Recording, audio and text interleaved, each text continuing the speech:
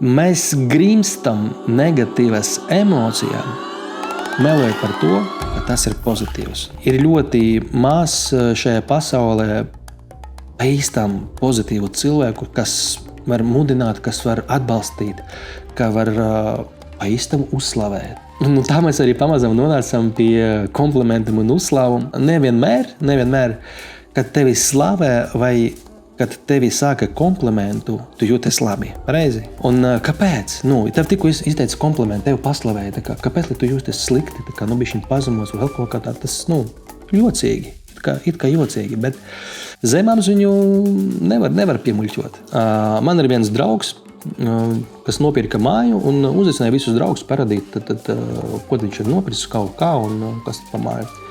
Un mēs staigājam, viņš rāda, ka rekur, te ir viesistabā, un te ir guļama istaba, un te ir birojas, un tā tālāk. Un tad viens čoms, viņš staigā, un visu, ko viņam stāsta, viņš sāka komentēt, jā, labi, te baigi labi, jā, krāsa, te ir šī istaba vienkārši perfekta, vienkārši tu esi ģenijs, tu izliec ļoti labu krāsu, perfekti, un ļoti labi saskan ar tam lampām.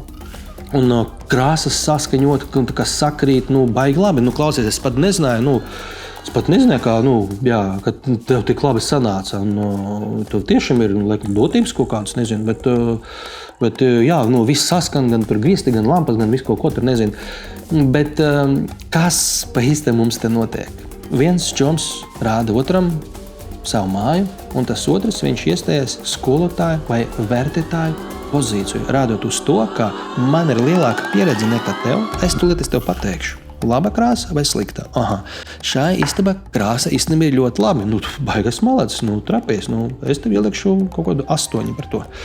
Tad tā lampas sakrīt, jā, labi. Es nemaz nezināju, ka tu tā māki. Ļoti labi, baigas malacis. Tu esi, tev sanāca, jā, ok, sekmīgi šoreiz. Un sanāk tā, ka no vienas puses it kā tā ir uzslava. Bet no otras puses tā nemaz nav. Tev vienkārši dod akceptu par to, ka tu esi malacis, ka tev kaut kas sanāca, ka tu esi kaut ko labu izdarījis vai kaut ko labu paveicis. Mēs, diemžēl, dzīvojam tādā vērtētajā pasaulē no bērnības, kur mums jau tika rādīts kā piemērs, ka es vērtēju to, ko tu izdarīji. Tā kā es tev pateikšu, vai tev labi sanāca, vai tev slikti sanāca. Un es arī tev paslavēšu, vai arī pateikšu, ka galīgi nav labi. Tad uzslava ir par to, ka tu esi labāks par to cilvēku, kuram tu dod pozitīvu vērtējumu. Tev ir smuka frizūra. Es kaut ko saprotu par frizūram. Laikam jau jāies, tā saku. Laba krāsu mašīna izolējas. Izskatās, ka tu esi automašīna krāsas pečuks. Bet tādā brīdī kompliments, tas ir tieši otrādi. Mēs tā kā neliekam sevi virs cilvēka, bet emocionāli zem cilvēka. Te ir piemēra tādā īpašībā vai īpatnībā atrast otram cilvēkam kaut ko labāku. Nevis kaut ko sliktāku, bet kaut ko labāku. Parādīt cilvēkam to, kas viņam tiešām ir labi.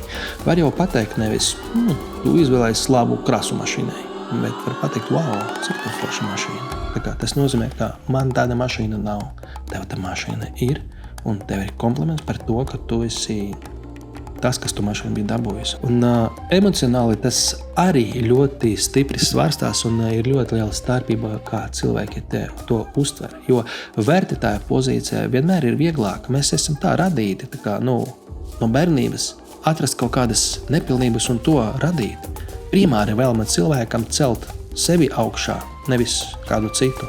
Jo tā dara skolotāji, tā dara vecāki, tā dara treneri. Teiksim, tur ir jāatrod kaut kādas nepilnības un ko tur slavēt, pareizi, izlabot tas nepilnības un lai tik moči uz priekšu visu. Un tas viss nāk no bērnības. Bet rādīt nepilnības, tas nevienmēr ir labi, jo mēs tos krājām un iekritām negatīvu emociju bedrē.